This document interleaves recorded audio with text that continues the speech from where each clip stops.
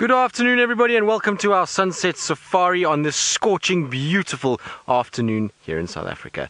Now, my name is Tristan, and on camera today I have got Senzo, and a special warm welcome to the three schools that are joining us to start off things this afternoon. So Pelham Elementary, Grady Brown Elementary, and Bartlett Community School. I think it is Community Partnership School. There we go. Hope I got those all right. So it's a very warm welcome to you guys. I hope that you're going to love the next 45 minutes as we go through the wilderness, and hopefully lots of exciting things to show all of you. Remember, you can ask lots and lots of questions. Just ask your teacher and she'll send them through to us.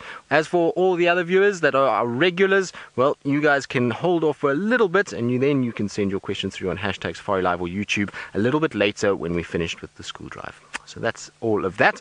Now, we're going to try and see what we can find this afternoon. It is blazingly hot, which means that I think shade and water holes are going to be where we're going to try and focus, because the animals really like to go and find shade when it's hot like this, and to go and drink water. So that's where we're going to head off to. We're going to head off to some of our favorite water holes in the hope that maybe an animal is lurking somewhere. It's the perfect conditions for things like elephants to be maybe swimming, so that's what we're going to try and see if we can find. I believe that it is a very warm 29 degrees Celsius or 85 degrees Fahrenheit, but in the sun it feels a lot hotter because those temperatures are for the shade. In the sun really feels quite warm, and so I'm hoping that if I check the shade and I check all the riverbed areas and where there's water, that we should have a productive, busy afternoon. Well, that's the idea anyway. Whether or not it happens, we will just have to see. Now, when it's hot like this, it's always good to check in the trees that are shady like this, because sometimes you'll find lots and lots of different kinds of birds sitting up here. So birds are also important parts of our ecosystem, and I love birding, so I'll be looking out for them as well, because the animals, I think, will only start moving around just a little bit later in the afternoon. I don't think they're going to be moving just yet, but they should still be tucked up in the shade somewhere. Actually, there's some animals right there. That's wonderful. So our first animal that we're going to show all of you is our most common antelope. So these are impalas. Now, impalas are everywhere here in this particular part of South Africa. They, like I say, are the most common antelope that we see, and you'll find both male and female impalas in this herd together. Now, these impalas, if you're wondering how big they are, they're about the size of your deer that you see, the little white-tailed deer. They are about that size, maybe slightly smaller than those white-tailed deers, but they are absolutely beautiful. But as I was saying earlier, you can see all of these impalas are in the shade. It's hot, so they're trying to find somewhere where they can just rest and wait until the sun gets down a little bit. Once the sun gets down, then they're going to move into a big open clearing behind me, because it's going to be much better to be in the open clearing when the sun goes down, because all the predators then start to move around. Now, talking about predators, there is a very special friend of mine who is very far away from where I am, in one of Africa's most beautiful parts of the world. She's all the way in the Masai Mara in Kenya, and she would love to say hello to all of you, especially because she has a predator to show you. Hello everybody, look what we've got. We found a lioness lying out on the plains of the Mara Triangle. Hello again, my name is Taylor, and on camera with me today is David, and I'm very excited to have you on board my car. Well, on all of our vehicles. Isn't that exciting? Now, you've met Tristan, and you're going to meet Scott a little bit later too, and I hope that you have lots and lots of questions about wild animals. Now, this beautiful girl that we've got over here, she's resting at the moment. She's a little bit on the tired side. She's been hunting all day long. I actually saw this lion this morning, and you won't believe it, she tried to catch a warthog. You don't know what a warthog is. If you've ever watched The Lion King, you know Pumbaa? That's a warthog.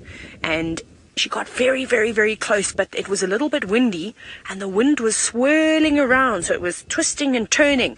And I think that warthog smelt her and knew that something was up. She was a little bit suspicious. Well, he was a little bit suspicious, and then he went racing off. And I see that there are no more animals around here, because this morning there was some giraffe, there were lots of warthogs, there was zebra, there were topi, there were all these different kinds of creatures. But when there's a lion nearby, especially a hungry lion, they're not going to stay around. They're going to run away and keep away from her.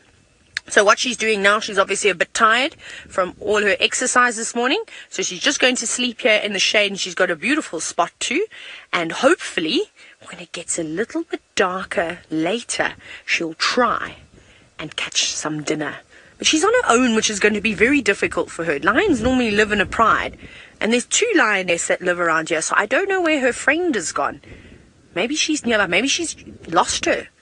Maybe they have to find one another again. But it's really amazing, though, don't you think, that you are on safari from 2 different locations in Africa, not just South Africa, but of course we're in Kenya now. We're very, very far away from Tristan.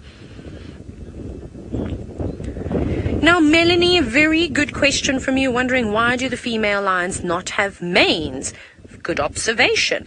Well, male lions need these big manes, firstly, to protect themselves, to protect their throats, because they're the ones that do the fighting. They challenge one another for the best territory. So they will have lots of different females that they go and visit and look after. And the girls don't need that. And then also, having a big mane like that is a way to try and advertise yourself. The bigger your mane and the more dark it is in color, so the blacker your mane, the more attractive, the prettier you are to a lioness. So that's the main reason. However, sometimes, can you believe this? There are lions, female lions with manes. And that just, what happens there is that they just start to produce too much testosterone, which is a hormone, and it's typically a male hormone. We all have a little bit of testosterone, the girls, but they have so much. Women normally have more estrogen, and then it sometimes makes them grow a beard, basically. That's what a mane is. It's just like a big beard. But she's sitting up again. I think the hunger is actually getting to her. This morning she was so determined, I actually felt a little bit sorry for her. She tried her best. Maybe she's realized that she's got the wind in her advantage today, because the wind is very good for hunting. If you can hide your scent, so if you can be downwind of the animal that you're going after, you almost become invisible, especially something like a warthog. Now, Angelina, you're wondering, why is this lioness sitting down there and she hasn't approached us? Well, it's because she's not interested in us at all. We don't look like food to her. I don't look like a tasty piece of bacon. So she's going to ignore us. So the most amazing thing out here with not all the animals, some of them relax a little bit more around the cars better than others. Like lions, the predators are normally very good around the vehicles. So they've learned that we are nothing to them. We are like a rock. We're completely neutral. We are not friend. We're not foe. And they'll walk right past us. But this has taken years and years and years of interaction, positive interactions with these animals for them to get like that. But like I said, not all of them are relaxed. You know, sometimes you have a friend who's a little bit shy and doesn't like to go, not too outspoken, and just sort of sit back and watch. Sometimes you get animals like that too, who have personalities and they're just not as outgoing. And then you get naughty lion cubs that always come up to the car. Maybe if we're lucky, you'll be able to see some little lion cubs, because there's a pride of lions also not too far away from here, with the naughtiest 2 boys I have ever seen in my entire life. They're at the age now where they're quite cheeky and they come sneaking up to the cars, and then they want to just about hop on in. But they haven't really learned about vehicles. They think that they're so big and strong. Now, Anna, you're wondering how many little lions can a lioness have? Up to about 6, but that's a lot. I have yet to see a lion have 6 babies. It's normally between 3 and 4. And the older they get, the chances of them having bigger litters is a lot less. So the average number, I would say about 3. But it's a very tough life for those little lions. Not all of them are going to make it to adulthood, which is quite sad, don't you think? And it's because Mom has got such a tough job ahead of her. She's got to try and keep them hidden for the first few weeks of their life, because they're just too small and they're very vulnerable to be out in the open. So she'll keep them tucked away in the thick bushes. And then when they're old enough, once they can walk around and they're comfortable on their feet and their eyes have opened, Mom will take them back to the pride and introduce them to the rest of the members, and then they've got a better chance of survival. Just listening to see if I can hear anything, but it's very windy. It's so difficult. It's important when you're out in the bush to use your senses, and that's exactly what the lion will do. So even though she's sleeping, she's still listening out. Cameron, you're wondering if the lions fight each other? Most certainly. Brent, one of the other presenters, but he's on holiday now, he had an incredible sighting with I think it was four male lions, and then it was another younger male lion, and he suspected they were trying to join the group, and they wouldn't let him, and they were biting him, but they will fight quite a bit. In and amongst the pride, if you have a group of males that are looking after a particular area, so we call that a coalition. When you have more than one male lions, you can have two, and typically up to about 4 is common, but sometimes you get super coalitions where you have 6 male lions together, all looking after an area. And that's a good thing. You actually want more male lions, because that means that the youngsters will have a better chance of survival. Because there's so many big, strong dads around, no new dads can come in and try and take their families away from them. It's a very tough life out here. And if new male lions come into an area and there are young cubs and they kick out the old boys, it's very sad, because they will go and they will actually kill all the babies, because they don't want to spend any time wasting and raising offsprings, or raising little baby lion cubs that are not theirs, that have not got their genetics. And then that will encourage the ladies to want to have more babies. So it's not nice. So actually you want a big coalition of males within an area, because then the pride has a better chance of survival and growing, which is quite cool. Maybe we get lucky. Maybe we even see big male lions. There are 4 of them that live around here called the Triangle Boys, and they are beautiful. Or who knows? Maybe Scott will find you some on the other side of the river, because that's where he's gone. So we're in the Triangle, and Scott is in the Masai Mara National Reserve, which is the big national park. It's beautiful. That side. The grass is so short, but you can also drive everywhere. Here, where this lioness is at the moment, we can't off-road here, which is not good. But I suppose it is good, though, because it helps protect the areas, and then, you don't get too much damage to the ground. It's important that you respect nature. But on the other side, it's okay. You're allowed to off-road. But we try and be as careful as we can and not off-road when unnecessary. Speaking of Scott, it seems as though he's joined the party. He's up and ready to go. But I don't know if the animals that he's sitting with are ready. They seem to still have their pajamas on.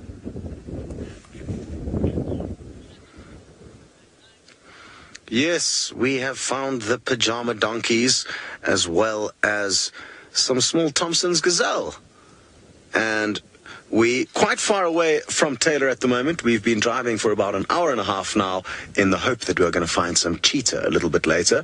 But we just thought we'd stop and show you the zebra and introduce myself. I'm Scott. Welcome to the 3 schools that are joining us today. And I'm teamed up with Jahawi on camera. So, like I say, we've been on the road, bumpy road, for quite some time now. And we're traveling a long distance. We've got reports of a coalition of 5 male cheetahs. We're still probably about 45 minutes to an hour away from them, so we still need to keep moving, and that's what we intend to do. But let me move forward a little bit and show you a better view of the zebra. They've moved off a little bit, and it sounds like the safari's got off to a great start. And well done to Taylor for finding that lion. I'm sure you're all very excited about that.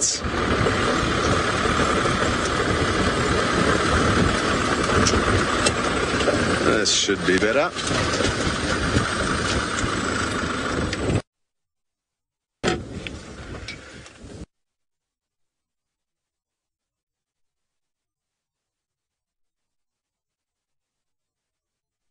Seeing how much it's dried up. There's an Impala in the background.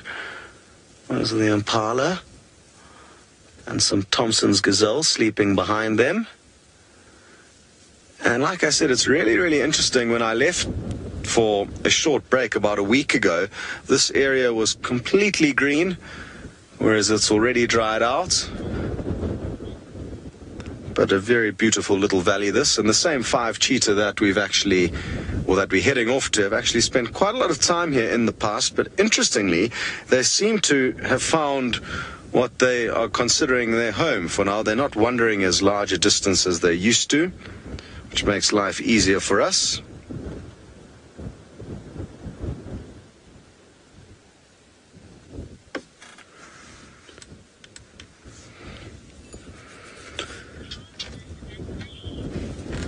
It's a nice windy afternoon, and Carson and Lily, you would both like to know, why do zebra have stripes? And it's a good question. The main reason would be a bit of camouflage, and it's not the usual camouflage that helps you to blend in. It's called disruptive camouflage, and what that means is it basically disrupts or confuses their prey. So when a whole bunch of zebra are together in a herd, what you'll notice is that all their stripes help them blend in. Let's look at those two. That's a good example. So it'll be difficult now for a predator to work out whose legs belong to who. And also zebra, the babies are born quite tall. So when they're standing next to their mother, their stomach is almost the same height off the ground as their mother's, but they obviously need to grow taller than that. So it's to help confuse predators that are hunting them. That's the one theory. The other theory is that different colored stripes create slightly different heat. Obviously, the black stripes get warmer than the white stripes. And there's a theory, I'm not too sure about it, that says it helps to cool them off because of the convection of the cool air moving into the space of the warm air. Not convinced by that one.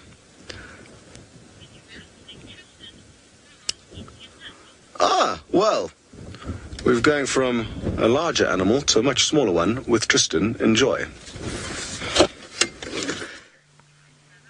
We have a very small animal and a very cute little animal, and it's sitting perfectly in the shade enjoying its late lunch. You can see it's got a little seed there, and it has the most perfect teeth that are designed to be able to break open that nut and get to the little seed inside there. So there is a very tasty seed that it's trying to kind of get to, and it's got to get through this hard shell to be able to get there. It's much like if you see something like a walnut or an almond or something like that.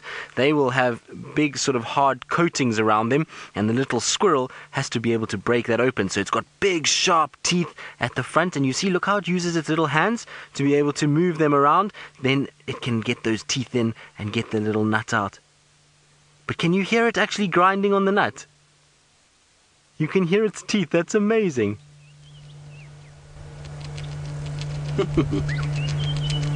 Now normally squirrels are very shy little creatures, and they don't really like to be very close to us as people, but this little squirrel seems not to be worried. I think it's because it's quite hot. It's found itself the perfect place just to sit and enjoy its little nut. That is as cool as it gets. Oh, that's amazing. Like I say, normally we don't even see these guys for more than a second or two, and this little one is just going to sit and enjoy lunch and take it very easy with us. Now, I think it was fighting with the bird earlier, because when we first got here, there was a bird that was trying to get to that same nut, and then the squirrel chased it off and grabbed it and then ran up into the tree. And you can actually hear the bird is calling not too far away from us. It's moved a little bit. It was sitting right near the squirrel, but it is now moved away. And sometimes this is what will happen. Even though both of these animals are not ones that eat meat or don't really want to hurt each other because they're not that way inclined, they don't like chasing after one another. It's when it is food and they need food, they have to then chase after each other. There you can see the bird just sitting right above us. It's sitting on the branch and it's looking down towards the squirrel, and that bird there is called a crested barbet. It's probably one of the most colorful, beautiful birds that we get here in Africa. It's got a beautiful yellow and red and black coloration, and I think it's a little jealous of the squirrel itself. Now, unfortunately, where it's sitting is a little bit obscured by a branch, so we can't really see it well. Frankie, yes, the African squirrels are similar to the squirrels that you get on your side of the world. This particular squirrel, which is called a tree squirrel, is a little bit smaller than the ones you see there. I think you guys will see the red squirrel and maybe even the big grey squirrels, but these ones here are much, much, much smaller, maybe half the size of the squirrels that you see there. And this is a fully grown individual. It's a little male that we've got sitting up here, and I know that because I can just see him with his legs open, and that's how we tell. So it's a little bit easy because squirrels, well, they have rather large man parts. Now, while we watch our little squirrel destroy his nut and eat it and get his lunch, oh, it's disappearing now, so we're going to leave our little squirrel alone and let it carry on with its day. But I believe Taylor has found an antelope like the one we saw right at the start of the drive. we have got the most common antelope in the whole of Africa. I was going to say the whole wide world, and then I remembered you don't really get Impala anywhere else except on Africa. And they are an amazing creature. They're also very important to the ecosystem because they are a lot of food for something like a lion and for a leopard and a hyena and a cheetah. Oh, those ones are having a fight on the right. Look at that. They're being chased. So the ones with the horns are boys, and I think that this is a bachelor group at the moment, so we are going to have a very interesting scene here, is because these boys, these are young ones though, they're not particularly big just yet, they're probably only 2 years old or so, is that they're trying to determine dominance between one another.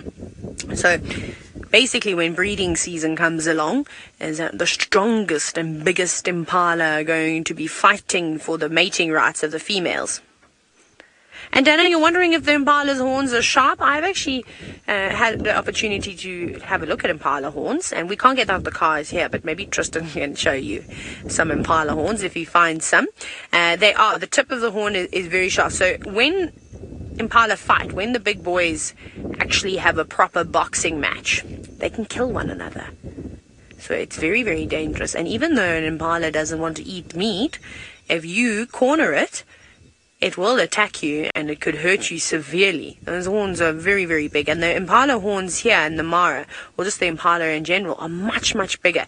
They can eat so much grass because there's almost food around here all year round. Whereas where Tristan is, there's a lot less food around. For a couple of months, they struggle. There's no grass, and their favorite thing to eat is grass. But luckily, again, for them, and why they are so successful in Africa, is because they eat a bit of everything. So they don't just eat grass. They eat leaves. They will eat fruit.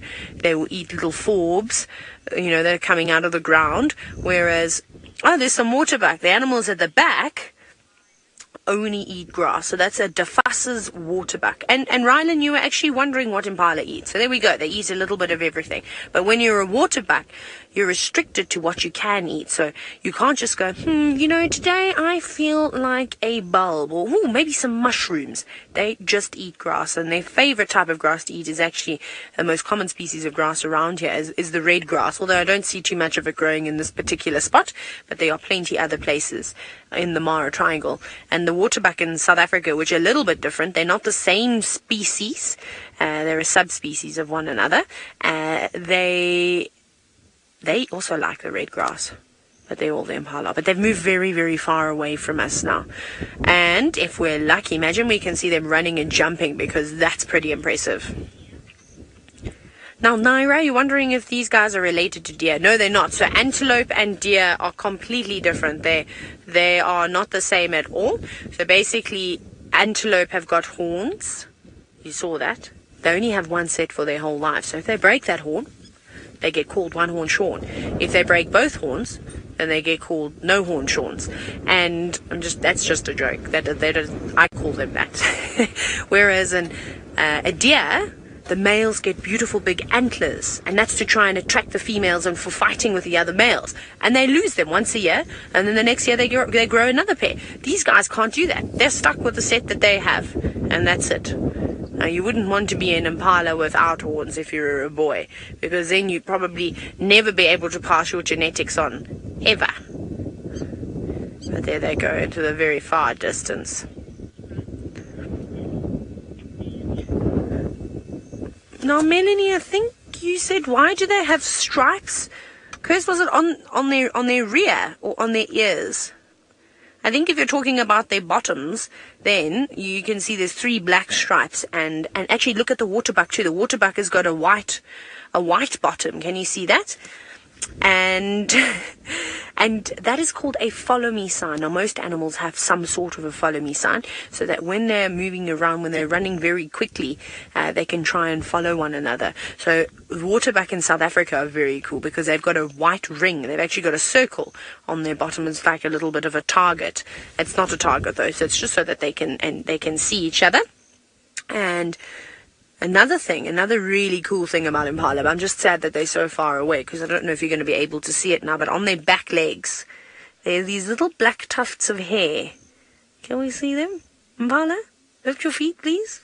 No, of course not.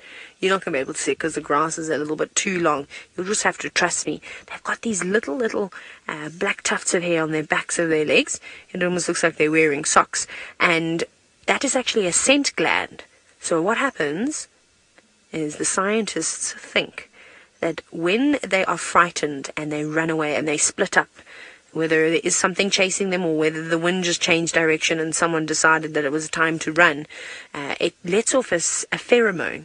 And that pheromone is used to then locate one another again. So how cool is that? They can find each other with their smell. Those are 2 big Impala rams.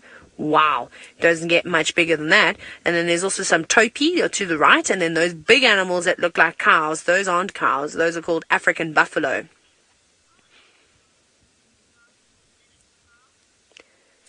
Now, Xavier, you're wondering if Impala can run faster than a car. Well, I reckon their acceleration speed, so once they start running, would be a lot quicker than I could get the car into gear. But no, they cannot run 120, 140, 160 kilometers an hour. Cheetah would be a tough one to try and follow, especially on this terrain. Although I reckon if I had to have a race with an Impala on these roads, Impala probably would win, because I don't think I'd be comfortable with going as fast as an Impala could and move around and dodge the holes. Yeah, I have to brake all the time. So yes and no. In a straight line on a tarred road, I'd be quicker than an Impala. I'd catch it eventually, but it would probably get a good head start.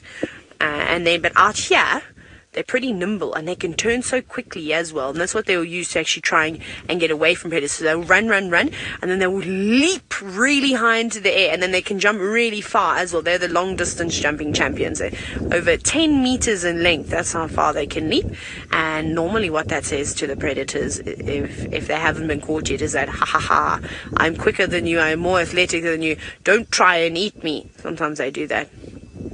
But we're going to go around now to see if we can find the Angama pride of lions, to find those 2 naughty young lion boys that I was telling you about. Tristan has got a really cool reptile to show you. Well, I've got a reptile and I've got a beautiful insect. Now, there's an insect that's sitting, and that insect is called a banded groundling.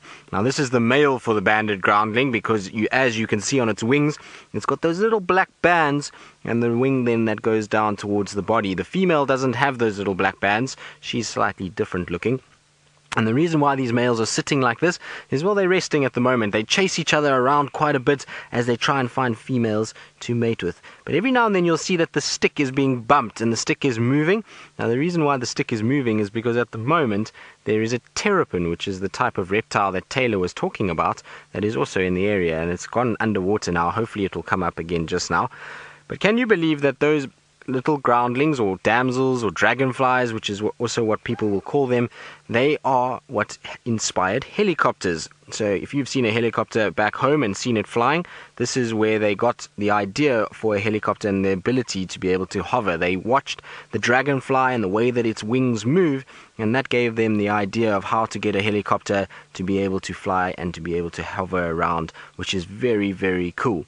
Now, our terrapin hasn't come out there, but there's a really big one just to the left in the middle of this waterhole. And I was saying that the waterholes will bring lots of life. So there's our terrapin, which is basically like a freshwater turtle.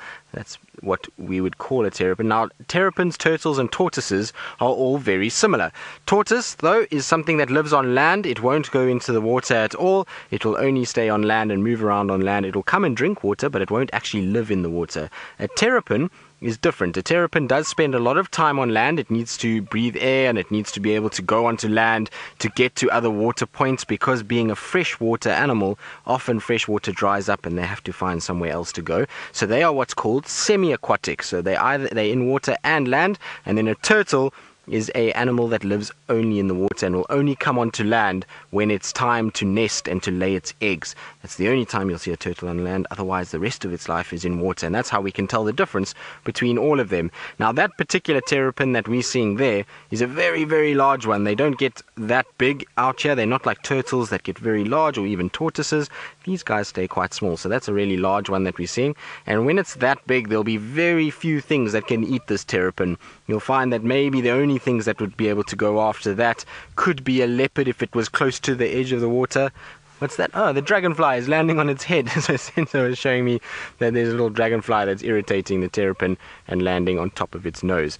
But I think our terrapin's gone underwater. And I was saying that if they get too close to the land, then sometimes things like leopard will get them, or hyenas, or various other things. So they have to be careful and stay near the water. Once they get big like that, they also don't have to worry about fish or anything else.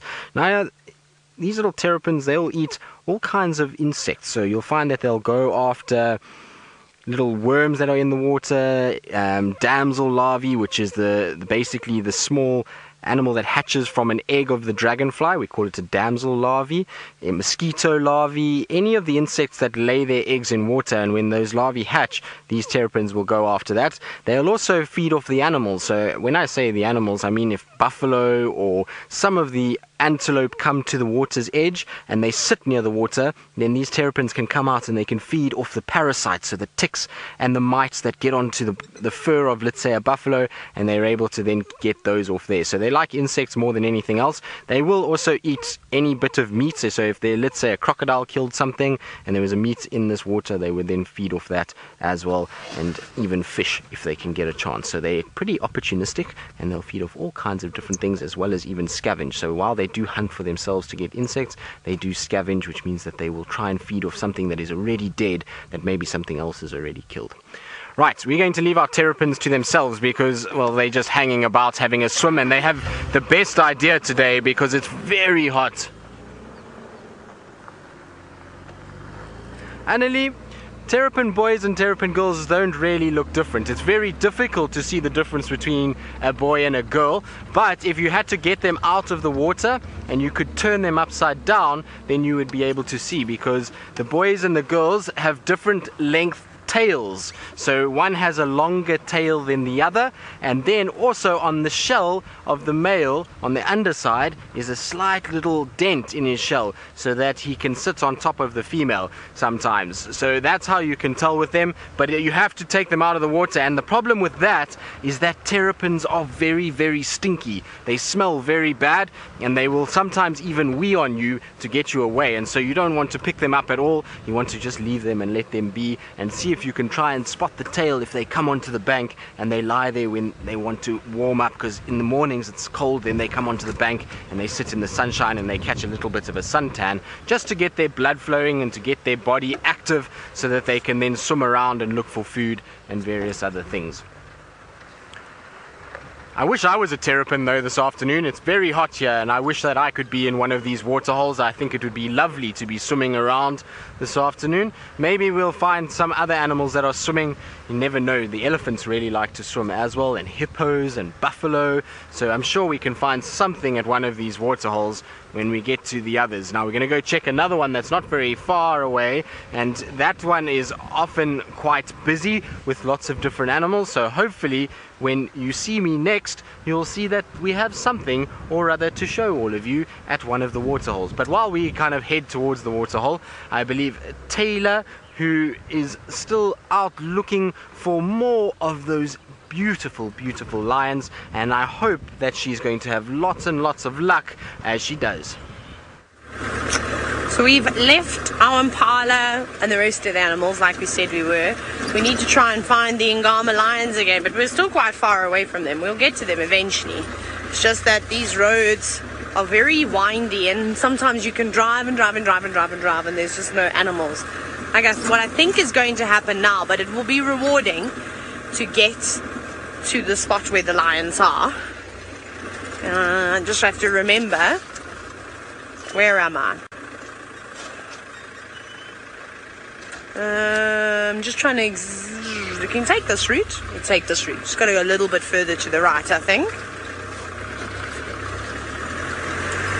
Now, Frankie, you're wondering how long do lions sleep for?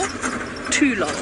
They sleep forever, especially after a big hunt. And if they were successful and they caught something, they'll have to sleep for up to 18 to 20 hours again. Amazing. Don't you think you'd want to be a lion? I think my younger brother is a lion because he sleeps about that amount of time every single day. Well, he tries to.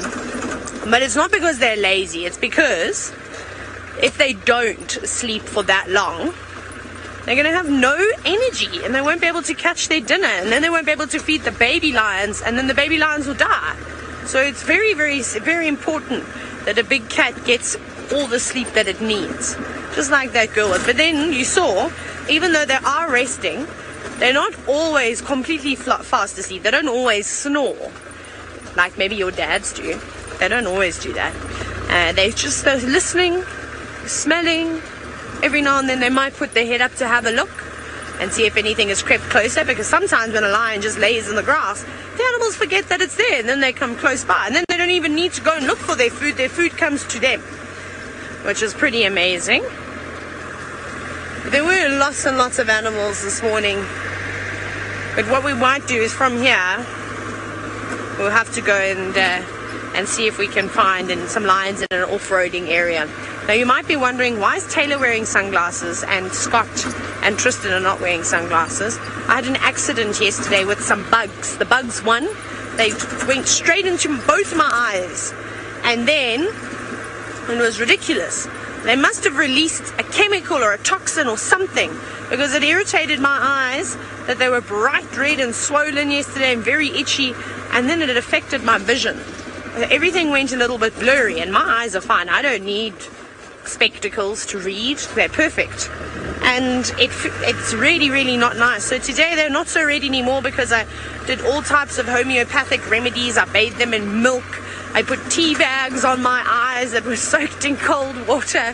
It was like I had a day at the spa. And I finally got my medicine though.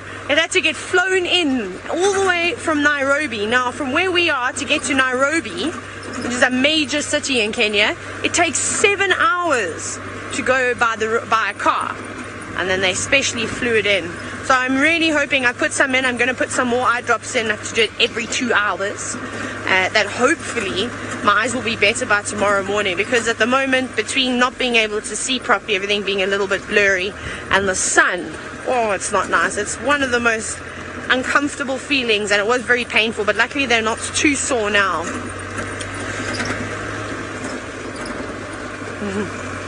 Now, Emily, you've got a question. You asked me a question and I don't know how to answer this. You've said, do I like my job? No, not at all. I love it. It's the coolest thing in the whole world.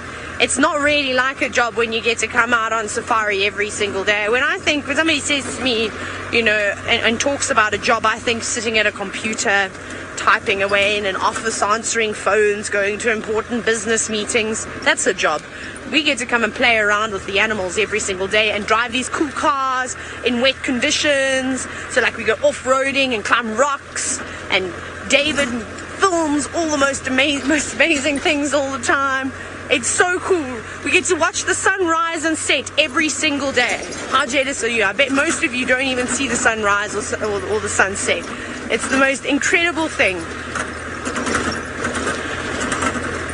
Woo, bounce, bounce.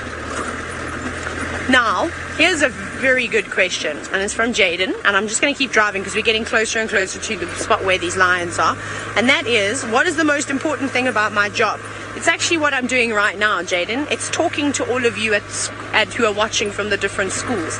The most important thing about wildlife and conservation is educating the young and up-and-coming minds of the world, and that's you guys. So I hope that you're learning lots from us and having a laugh. It's important to have fun as well, especially when you're working.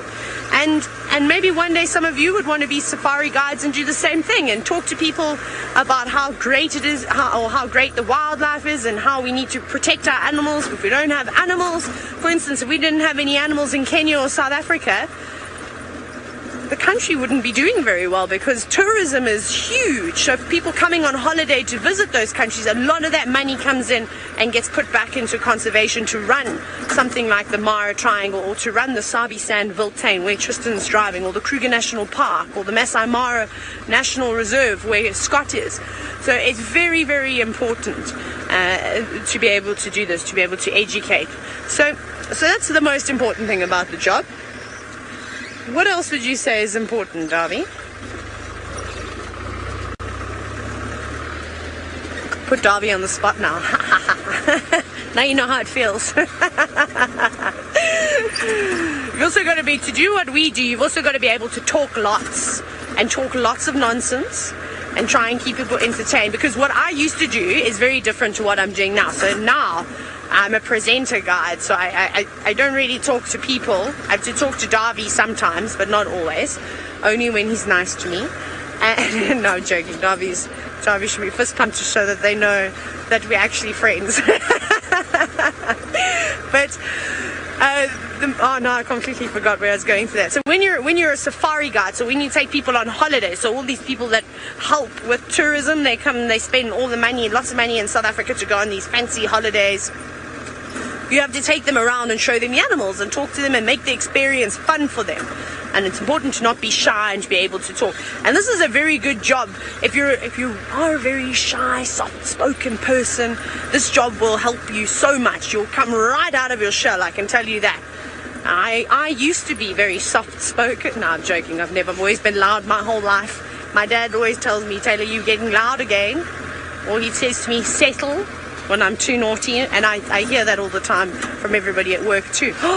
I think I see some more lions. Darby, do you see them? They're not doing what I want them to do, though. On that little termite mound to the left of the log lays a sleepy lion. And those houses that you can see in the background, that is the staff accommodation for everybody that works at the Olololo gate. I bet you can't say that word. Olololo. Isn't that cool? That's also the name of the mountain that's behind us, the escarpment. I don't know why my voice is traveling so far, but there are lots of other people in the sighting, so I think I'm just going to talk a little bit softer so I don't disturb their safari experience. I can see 2 lions, but they are sleeping.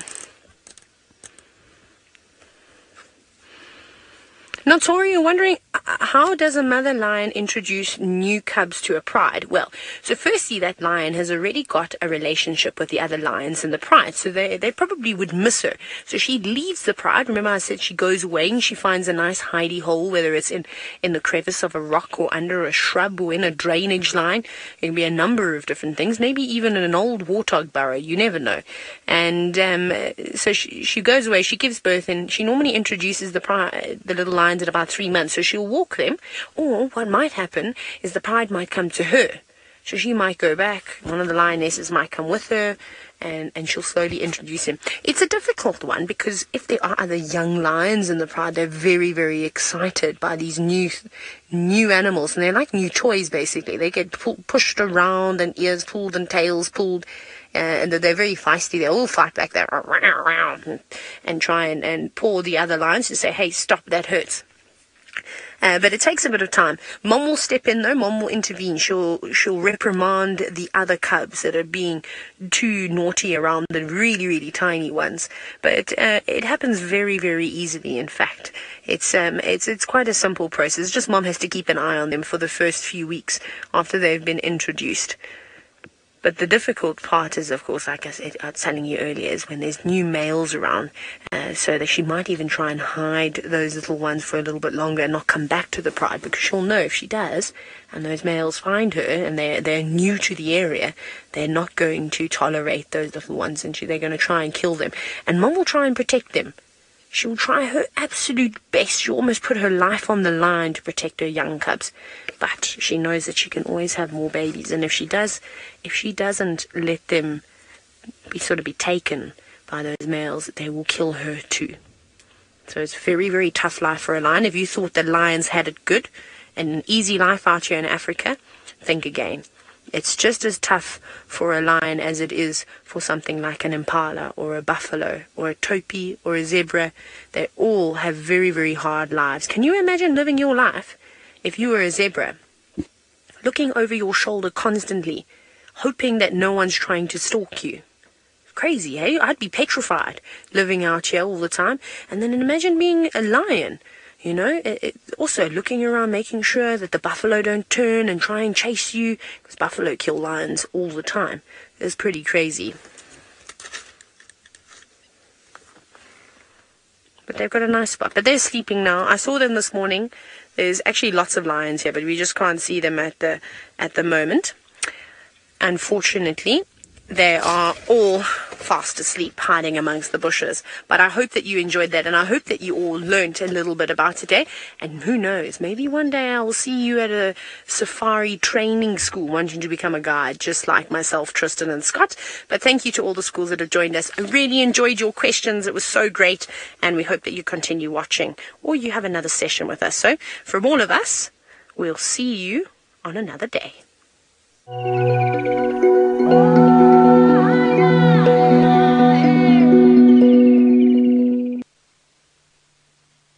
Well, that was a lovely way to end the school drive with some lions and Taylor Mac giving them a really good show on that side of the world. So welcome to all of our regular viewers, and remember, now you can send your questions through to hashtag Safari Live or YouTube chat should you want to. Now, sitting in that tree over there is a bird and a kingfisher that we don't see that often. It is a migratory species, so it's an intra-Africa migrant, which means that it does go northwards towards the equator, and it is a grey-headed kingfisher. Now, grey-headed kingfishers are not the most common kingfisher out here. In fact, they're quite difficult to find and very difficult to get onto camera. We don't get them that often, but they love areas like this.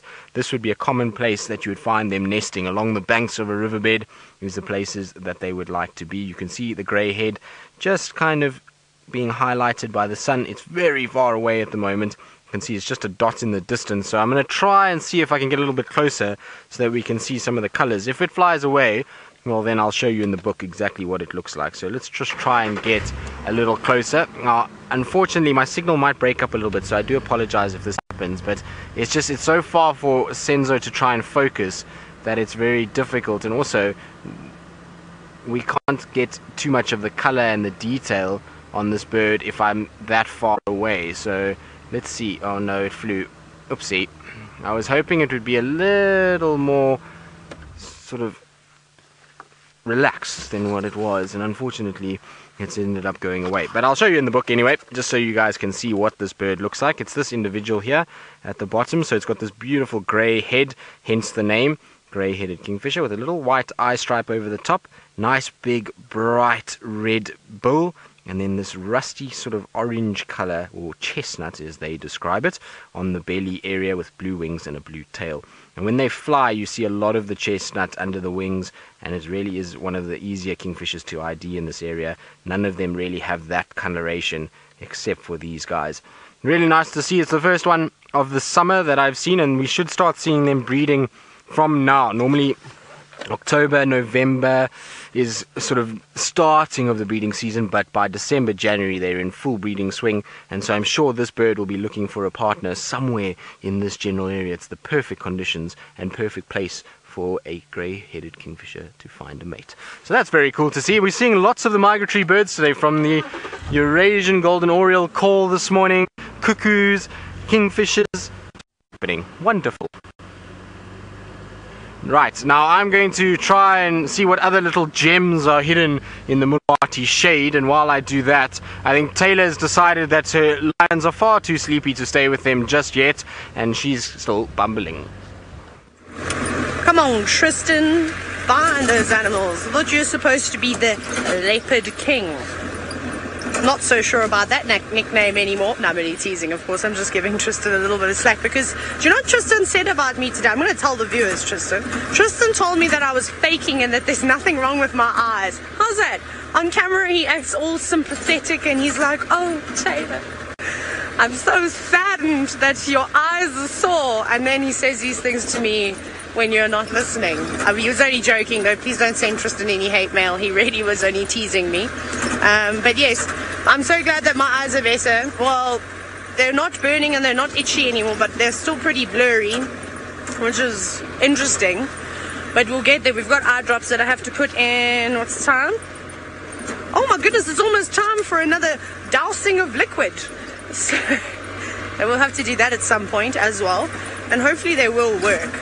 I'm sure they will, though. They're filled with all sorts of things that I don't normally take or put anywhere near my body.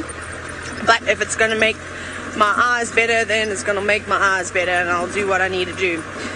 So the Angama tried to fast asleep and quite far off the road. It wasn't a great sighting. So Tristan is just his responses, and it's quite funny, there's a pun in it, that I'm milking my eye story. Tristan, I literally bathed my eyes in milk today. That's how desperate I was. Hello, hello. Good, thanks and you. Sorry, I'm live. Everyone wants to talk and I'm like, I can't because I'm having chats. But yes, so I will stop talking about my eyes. You won't hear anything more about my eyes ever again now. Thanks, Tristan. So I don't know where we're going to go. I think that we're possibly... Darby, I actually don't know. I've given up on all the lions that we've had today. Shall we go and get... Although I see some more cars gathering. Chattel animal. It might be some buffalo or elephants around on that end. I think we will go further west, seeing as though there's no rain, and have a little explore around the base of the escarpment and see if we can find the Sausage Tree Pride lions. I haven't seen them for a while. I actually don't know where they've disappeared to. I gave them a bit of a break. I stopped looking for them. So hopefully they've relaxed. They've taken a little, holiday, and they're ready for, well, action again in the camera. Well, that's the idea behind it anyways. I'm not sure where Scott's heading. He's obviously gone across to the other side of the reserve, but he didn't say... If I have a bug near my face today, I'm going to be upset. I'll kill them all. All of them will die, even these flies. So I can't. I also don't know what I'm going to do later tonight when it gets dark. I'm going to drive with sunglasses on. That's exactly what I'm going to do. Sorry, I'm protecting my face now. So I don't know if he's going to go for the Musketeers, the 5 Cheetah brothers, or if he's going to go for Malika, or what he's going to do. Anyways, now, Kristen from Michigan, you're wondering what kind of bug flew into my eye. I'm not actually sure. It's these little midges that have just spawned and are everywhere at the moment. I wonder, and I need to try and get an exact species name. I wonder if they had some form of a chemical defense. This fly, I'm going to catch you and I'm going to squash you. I'm just giving a fly a warning now. Oh my gosh, why today? I'll get it. Darby, if you see it, swat away, hey? Watch, Darby's going to hit me on the back of the head now and say the fly was there. I'm not sure, but I wonder if when they went into my eye and obviously started drowning and were squashed against the back of my eyelids, and from me rubbing and trying to get them out, if they released something that has actually caused an irritation. Because, I've had bugs in my eyes, I don't know how many times. You've seen Jamie and I, we seem to be prone to getting the insects in our eyes. Normally, they go red and they itch and then they're fine 15 minutes later. I've never had blurry vision because of an insect before, and almost 24 hours later. So it was a little bit concerning. This morning when I was trying to find the breeding of the Egyptian, I keep saying Egyptian goose, spur-winged goose in my book, and then I also looked on my phone, I couldn't read, and that really did set panic. I worried a little bit, but I know that I'll be fine. My mom told me to stop being a baby today, so she gave me a pep talk. There's nothing quite like a mother's love. So yes, I know that I'm going to be okay. Oh, an elephant. We'll have a look at an elephant. I just want to go around this car and then I'll position on the other side. Just the reason why is because he's going to want to come past me anyways. So we'll get a better spot. We'll go around. Oh, everyone's so funny. Kirst said, who's directing, she said that she's glad I saw the elephant. Oh, you guys are so funny. You're so good for my ego. Keep me in check. What would I do without my loving family here at Wild Earth? So, who have we got upon us today? We've got a bachelor group, a very small bachelor group of elephants. This is a young boy. He's an interesting looking fella, don't you think, Darby? He looks like his growth has been stunted slightly. He doesn't quite look like he's in proportion. He looks very sort of stocky. And his head looks quite big, but he doesn't really look in proportion. Looks like he's got very short legs. Now, I don't think he's a dwarfed elephant. Dwarfism is not particularly common in wild animals, as you can imagine. I have yet to hear... Oh, my goodness, Darby, look at that elephant pushing against the Balanites tree. He's trying to shake the fruit loose.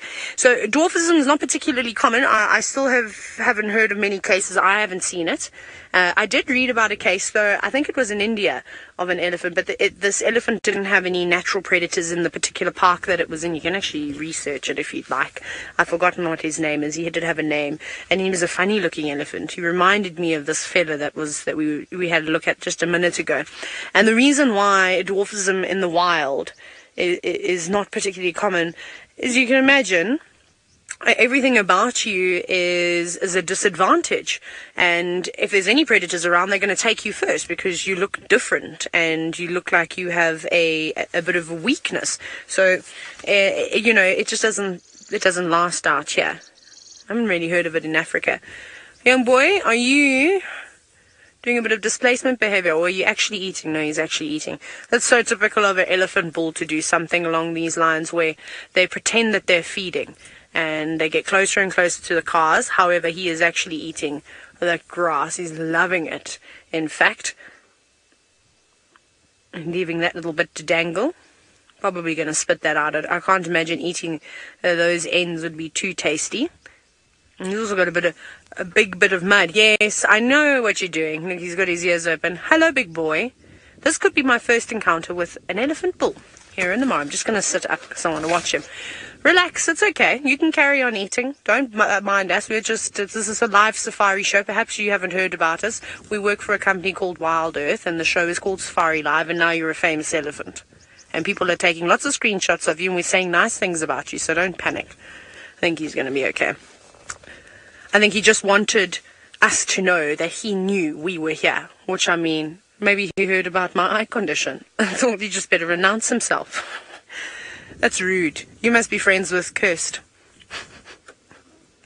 There's those houses again that you can see just at the back. That's just the staff accommodation. I'll just quickly reiterate that with the Olololo gate. We're not far away. I'm a little bit disappointed actually about our lions, but at least our elephants are behaving today. And we've been saying how we haven't been really having close encounters with them. Well, I think that's as close as you're going to get in the Mara. He came right up to the car. He was only a couple of meters away. He's not stopping really either. He's not letting anything get in his way and eating that grass. And he's going for a specific grass tree. I don't know what one it is. I have no idea what it is. I'll have to pluck a piece and identify it when I get home. It's not the herringbone grass that's growing here. It's something else. I probably do know it, and I'm just not certain. You're probably all laughing at me going, haha, Taylor, it's such an easy one. I can't see it properly. Just joking. Okay, I'm really going to stop now. But though, if you've got any good jokes, please share them. Hashtag Safari Live. Like, I'm all for a laugh. You can all make fun of me. It's fine. I don't mind.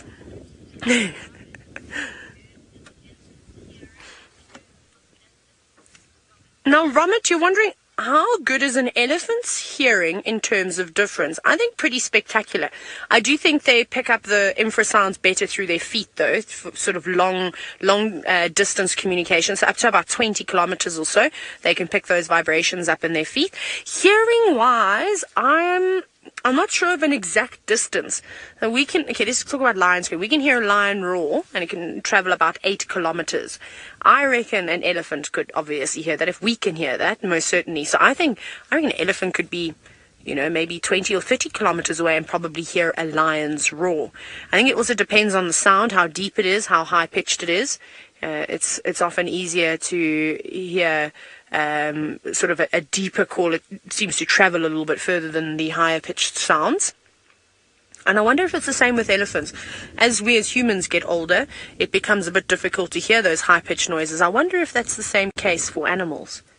It'd be quite interesting to find out how anybody would test that. I don't know, because they can't do... I don't know if any of you have ever done that test where they play different pitches. And you obviously go, okay, I can't hear it anymore. I hear nothing. You're not playing anything. I've done that to my parents before, where I just started off and I said I was playing a sound and I wasn't. I'm so mean. It was very funny. They were convinced, and my dad was panicking. Oh, I'm the naughty child here. But yes, man. So I'm not sure any exact sort of distance that an elephant could hear from. Also, how would you test that unless you had two different people? Say if even if elephants were communicating again, you wouldn't know. You might not be able to hear it because of the infrasounds. So you'd have to have a distress call of an animal somewhere, of another elephant, say a trumpet, that horrible sound that you hear not too often, thankfully, and see if an elephant were to respond and turn, and then measure it that way. Otherwise, I'm also not an elephant researcher, so I don't know how they test these things or if they have ever tested something along those lines. But there's just 3 of these boys, actually 4. There's one a little bit further away, and I'm sure that they just follow each other around. They're all learning from one another. There's no massive bulls here. I think the oldest bull might be that fella on the far right. He's got quite big I'm just looking at him. He looks a little bit taller than the rest.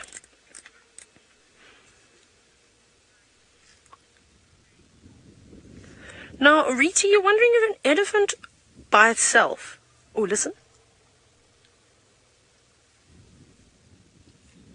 Can you hear that? I think so. Maybe you didn't hear it, but the elephant that we're talking about actually gave off a bit of a rumble. I want to see what happens after he's done that, and then I'll get back to that question. It's just interesting to see when an elephant makes a noise, and typically it's the matriarchs within breeding herds that decide as to where they're going to go. When they make a call, you can almost see instantly a change within the herd's behavior, whether it's they start moving in a way, they stop what they're doing. I didn't notice anything particular except the fact that they all turned and faced the same way. So I don't know what he said to them. But, sorry, Rita, your question was, would an elephant on its own be, I suppose, vulnerable to being prey? Not an elephant of this size. These are big boys. I mean, they're not fully grown just yet. They're in there probably between 20 and 25, 26, 27 years old, early to late 20s. There's a couple the one at the back looks quite small. Even though he's got longer tusks, he doesn't look as tall and robust as the others. So, and that other fella that we first saw, he was particularly small, but I'm confused by him. He was just very little. He looked strange, very out of proportion. So no. But a young elephant, maybe one that's got left behind, a teenager, most certainly, to a big enough pride of lions. Obviously, one lion is not going to take on an elephant that weighs 2 tons. It'll be very impressive if a lion could do something like that. But that's not the case, of course. I'm just going to check with my binoculars because I see something, but I don't know what I see. Where are you? I've got to try and find them now. Let me just have a quick look. I don't know, am I over-focusing? What is that? No, that's a log. I spotted a log in the distance. Right. Okay, we're going to move on now from our elephants, and we're going to go and find some other wonderful things. It seems as though the cheetah man of Africa has found some cheetah.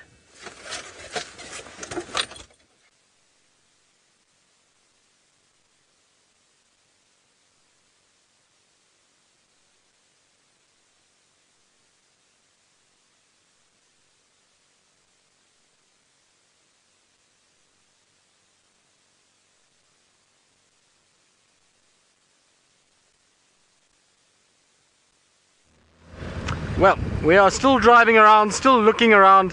So far it's been a little quiet, but while I've been driving and listening to Taylor complaining about her eye and how traumatized she is by it, it got me thinking that I wonder if maybe there's more to the story than meets the eye, and whether, so to speak. Oh, that was quite punny actually, I didn't even think of that, but that was quite funny actually. So if there is more to the story, and I feel like I've found a diagram that maybe could indicate what is the problem with Taylor and where she needs to start focusing and trying to get things better. I feel like the beetle has been blamed unnecessarily, and I'm going to show you why I say so, because there are a few things on the eye that tells us about one's lifestyle, and I feel like this is very indicative of what's actually been happening. So let me just try and find said eye picture that I've so diligently looked for while we were off air, because it's important that we help Taylor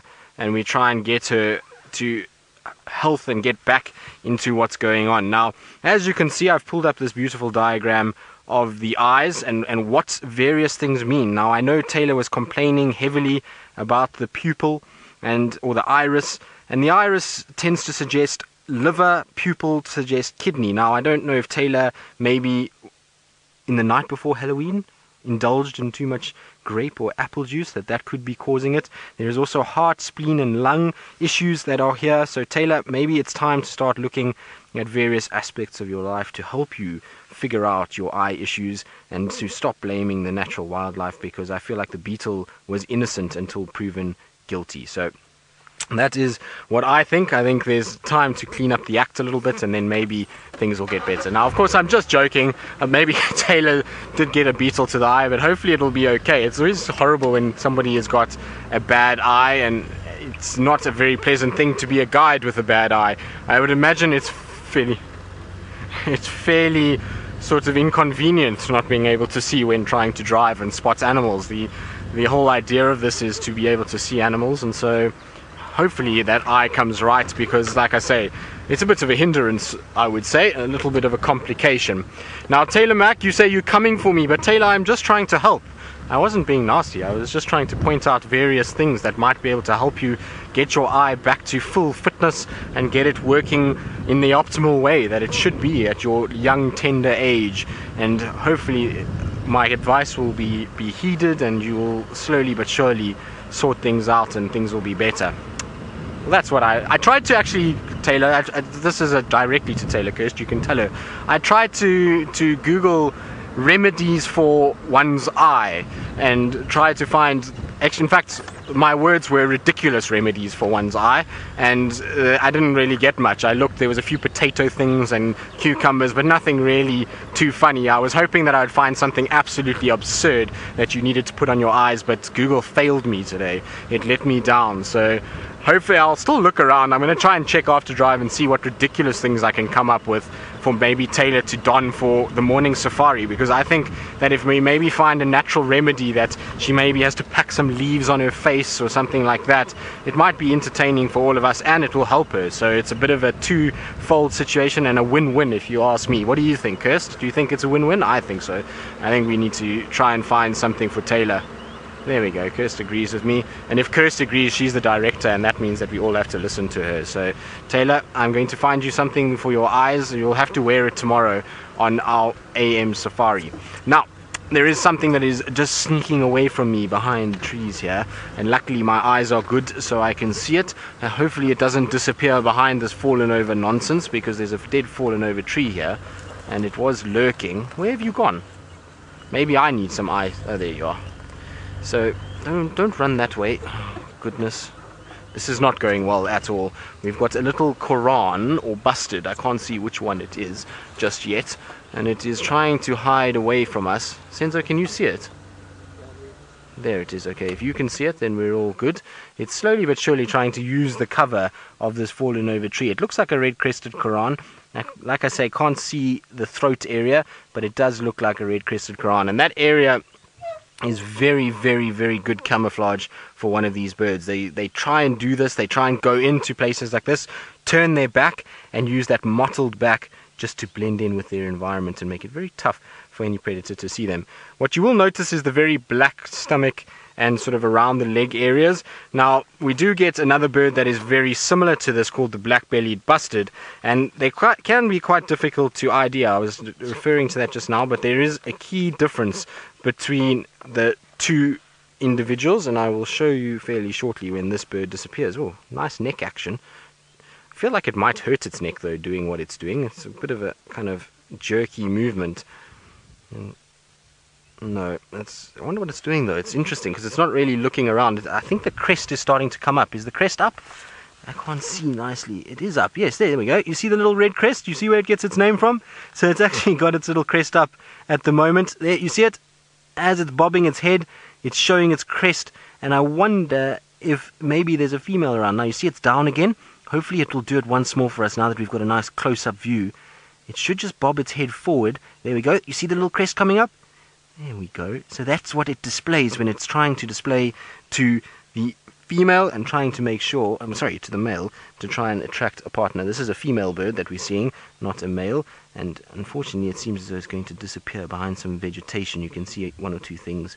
So maybe it's just showing it off to the male, trying to sort of court him a little bit. Now I was saying that there are two birds that are very similar, and why it's tough to be able to tell the difference between the two. If you look here, this is the black-bellied bustard on top. So you can see male on the left, female on the right. As with birds, typically male a little bit more brightly colored than the female and a lot more contrasty. Now if you look on this male, you'll see he's got a little white cheek and then a black line that comes from back behind his head. And you'll find that the female lacks that, but she's still very, very, very sort of uniform on the neck. There is very little streaking or spotting or anything like that that comes down off her head and down her neck. If we look at the red-crested Koran, which is the individual that we've just seen now, the male very similar, but he does not have the black line going all the way from the beak down to the chest area. And then the female, if you look at her, she's got a much more striped and sort of spotted neck, and that's what we were seeing also with that little grey chin stripe that comes around the head.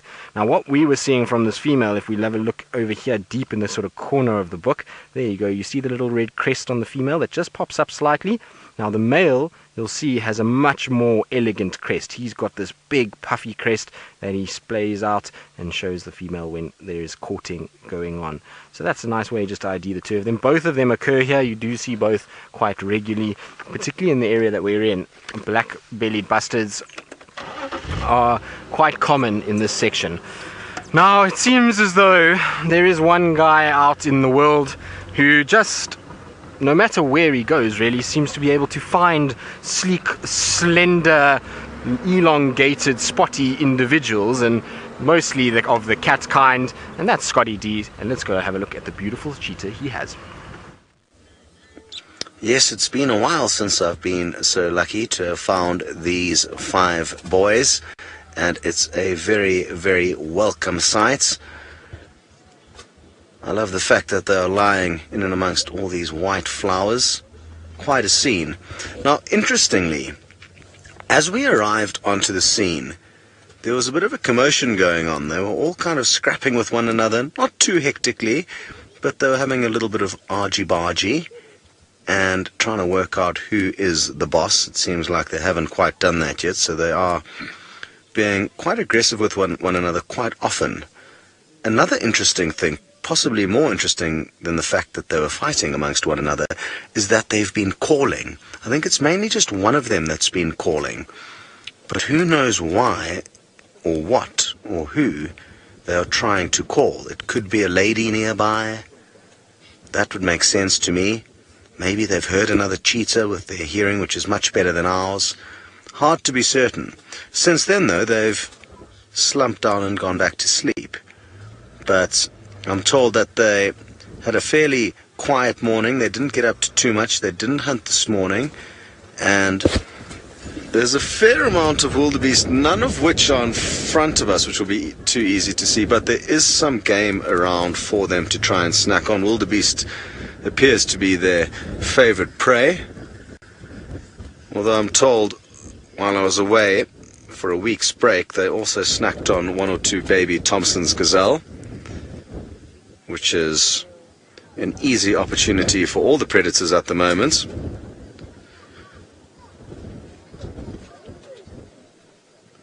Very good. Well, I hope you've been having a good time with Tristan and Taylor. Sorry we haven't been able to contribute too much to the safari up until now, but we had a long way to cover before we got here, and I wanted to make sure that I got into position as soon as possible, because it's usually any time from now that they can get up and start moving, and we would be, of course, want to be around for that. And I'm told you've been discussing poor old Taylor and her eye injury. I'm hoping her special cream that got flown in from Nairobi today is helping.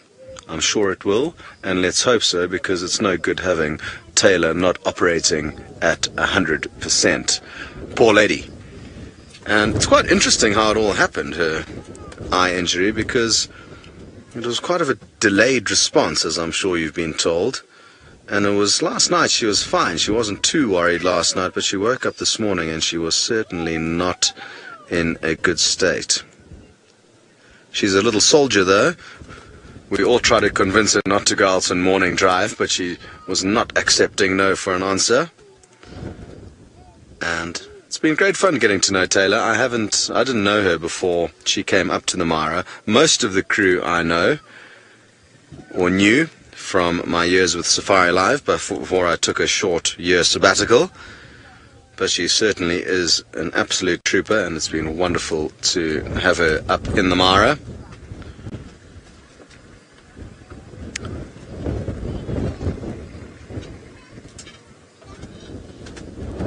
Looks like this area's got some very good rain in the last few weeks, because it's the most lush I've seen it.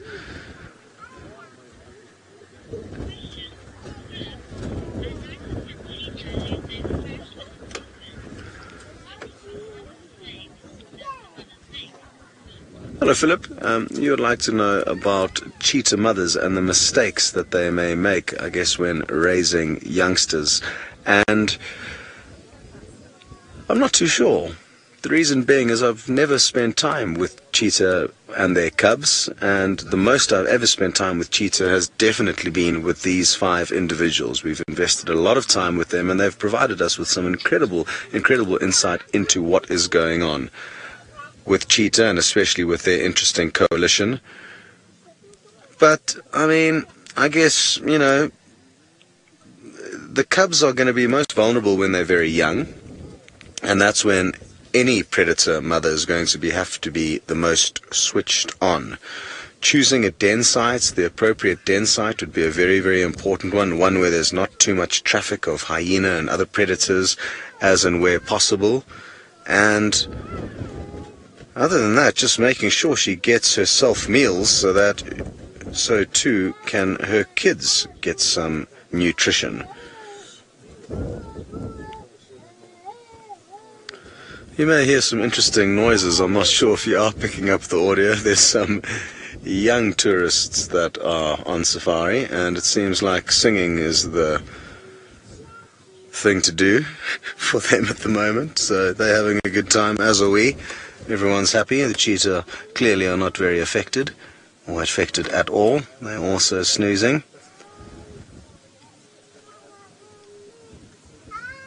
And I wonder how long it'll take for them to get up. I always find it difficult to gauge how full-bellied they are, because they are so slender, and we haven't seen them up and about too much. But I think they could do with another meal this evening. Riti, you would like to know how far a cheetah's call travels in miles, and I've heard up to 2 miles, but I find that hard to believe, because it's a very soft, or relatively soft noise, but it is very high pitched. I'm guessing 1 kilometer on a very still day, or maybe a mile at the most if you had very good hearing. Not like me, I'm not very blessed when it comes to hearing. So I'd say about a mile or so. Anything more than that, I'd be very surprised if a human ear can pick up the audio. I guess it's going to be applicable for most wild animals. It's not just about how we can hear them, but rather how their own species can hear them. And that would be very interesting to know, how far away cheetah can communicate with one another with these high-pitched chirps.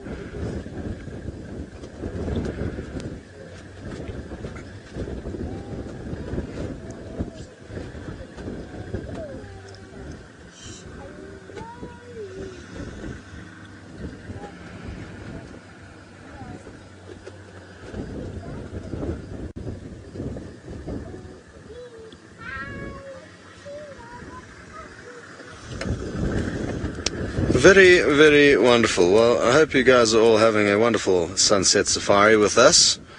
and I can't tell you how happy I am to be back on this side of the river. I'm also teamed up with Jahawi for the first time, so that's exciting, and we're going to send you back to Taylor and her fuzzy vision. Enjoy.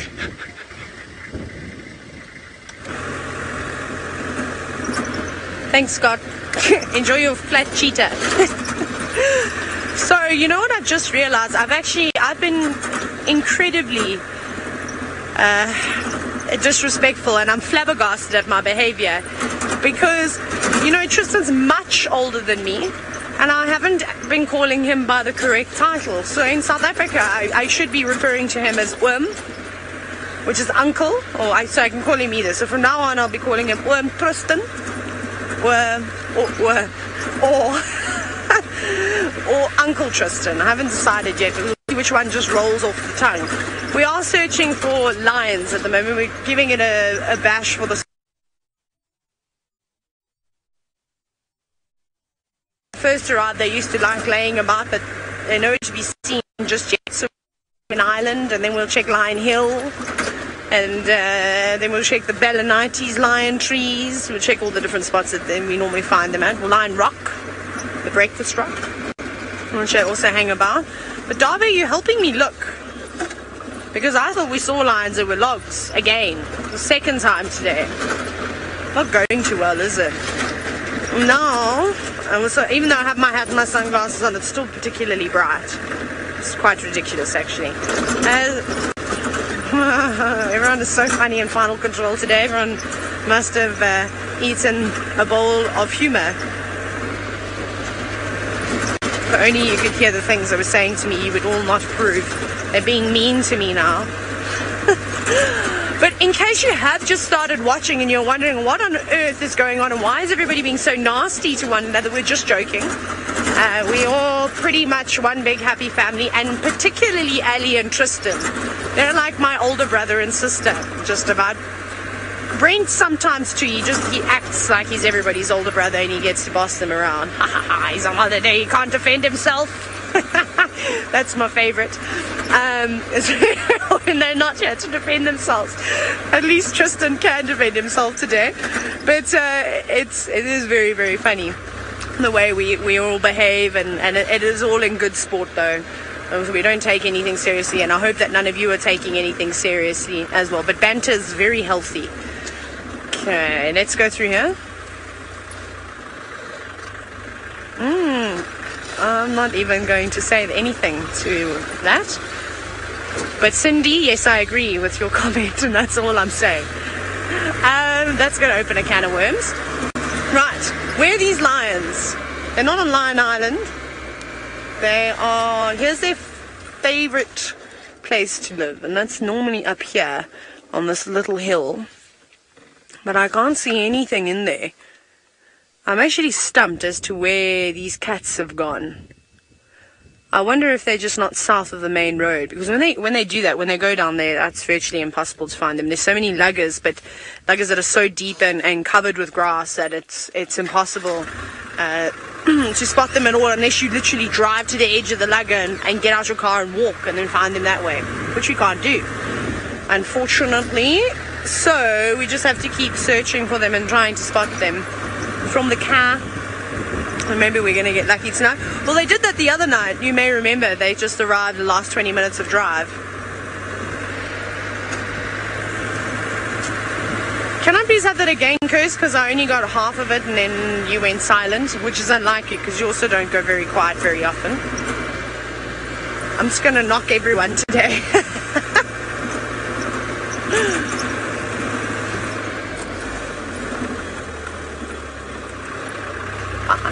There we go.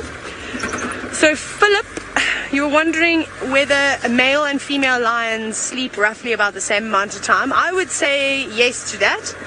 I haven't noticed any particular differences in the time that they sleep. Most of the time they are resting up during the day. If they have killed something like a buffalo, the day before and there's not too many lions, they'll feast and then again just sleep through the night. There's no reason for them to get up and start moving around if there's food right in front of them, unless somebody comes stumbling towards them, then they might try. Just trying to think of, you know, I suppose when male lions go on serious territorial patrols, they mission quite a bit, and they could quite easily walk a little bit further than the girls. The girls obviously have home ranges, and they have sort of core territories, so they don't have to wander as far. So I would say that maybe males, in terms of having to constantly patrol an area, might use a little bit more energy than females. Females obviously do a lot of hunting, but again, so do the boys. But if they're not around when they're not hunting, then they don't really get involved. So, no, yeah, I would say that it's pretty much the same. I would be flabbergasted if there was a significant difference between them. Sabi, can I ask a favor? There's a rock with a tree up there. To me, it looks like there's something sitting on the rock, but I can't really see. It's very far away. And no, the big one on the base of the scum with the big trees, that one. It's another rock. It's a rock on a rock. Okay. Well, that's not what we're looking for. We're not looking for rocks today. Pity. Because we would have done a very good job. We would have found you plenty. So we're still just going to I think we might just continue going along this escarpment road. I'm also going to scan down just to parts of the luggers that I never got to. Well, the road just turned and didn't take me in the direction that I wanted to. No, I know it's a termite mound. I'm not even going to make you look, Darby. Sorry. I thought, but I know. I know not to trust my eyes anymore.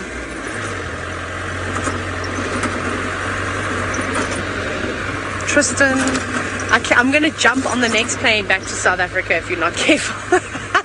I'm also going to get my drawing book out. It seems as though there's been some sort of art that Tristan has created. I have indeed. I've decided that yesterday I was looking at a video of Taylor as she was prancing around the Masai Mara as a lion for Halloween, and I thought that she looked like an iconic South African figure known as PJ Powers. Now, PJ Powers was a musician in the 80s, and she used to have crazy big blonde hair, and so I thought, well, I would just cut it together, because if she's going to call me then I've decided that I'm going to start calling Taylor Pop PJ Powers McCurdy. That's what she's going to be known as from now on. So PJ Powers on the left, Taylor McCurdy on the right. It seems quite similar. I feel like if Taylor maybe just poofed her hair a little bit more and went a little bit more for the 80s look, the two of them might be a fine combination. And, well, Taylor, I think we've found your new sort of doppelganger. There we go. There's the two of them side by side.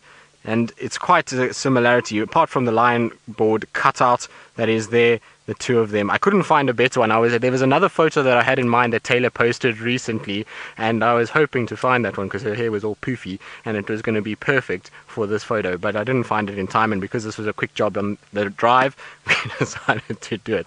Now, I'm pretty sure vengeance is going to be sweet on McCurdy's side, but, well, a bit of banter never hurts anyone, and I'm always up for anything and completely at home being taken apart by teammates in terms of having a few things poked fun of and anything like that. So whatever comes my way, I'm sure I've deserved it, but I just feel like it's a perfect... We're going to call her Taylor Pop PJ Power McCurdy. Now, a poppy here in South Africa is a name given to generally girls that like to dress up and have, you know, their hair done, and it's normally a little bit more on the Afrikaans side of things where poppy comes from. And so, you know, I know Taylor will be really not very happy with me calling her this, but, well, it is part of life and it is the way it goes, T-Bomb, and so you are now going to be referred to as Poppy and I will be referred to as no problem. I don't mind. Is an endearing term, I suppose, in many parts of the world, in South Africa in particular, many parts of South Africa, should I say.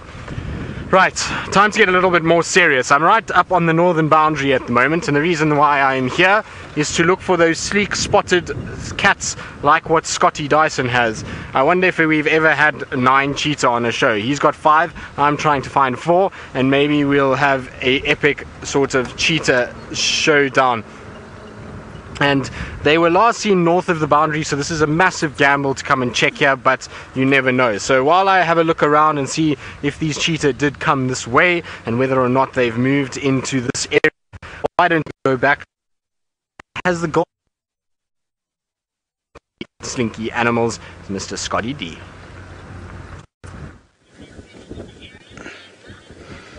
Well, would you believe what you're seeing? It's not just the cheetah who are in this area. There's also a lioness who possibly could be mating with a male. I'm not too sure if that is the case. And to give you an idea where the lion is in relation to the cheetah, you'll see now. So I would say that's probably a quarter of a mile away. They are in no danger at the moment. But of course lions can be a threat to cheetah, not in a very open area like this where cheetah will leave them in a cloud of dust, or not so much dust yet. They'll be left in a green mist of grass getting churned up by the cheetah's paws. They're very relaxed. I'm not sure if they know the lion's there. If they did, they'd be staring very, very intently in that direction, and it's quite a way off even for their beady eyes, and as you saw, it was just poking its head out. And I'm also told there was a leopard seen in the area quite recently, possibly this morning. So all three of the big cats are possibly lurking nearby. Hopefully that stretches the start of these guys waking up. Hello, proud cat mama. You'd like to know what is the cheetah's biggest threat? Well, I guess us as humans would provide the primary threat to all other species on the planet, but other than us, I'm guessing lion. It'll all depend on the area, to be honest. You know, here, because there is a high density of lion, I think it would be fair to say that lion could possibly be the biggest threat to them. But again, it also depends on whether you're referring to adult cheetah or baby cheetah cubs, who will be obviously susceptible to a lot more threats than just lions. Hyenas, leopards will also attack baby cheetah and kill them. So a number of threats, but in an open area like this, they're not going to have too much to worry about. It's when you find them moving into habitats which are not very well suited to them that it becomes a lot more dangerous.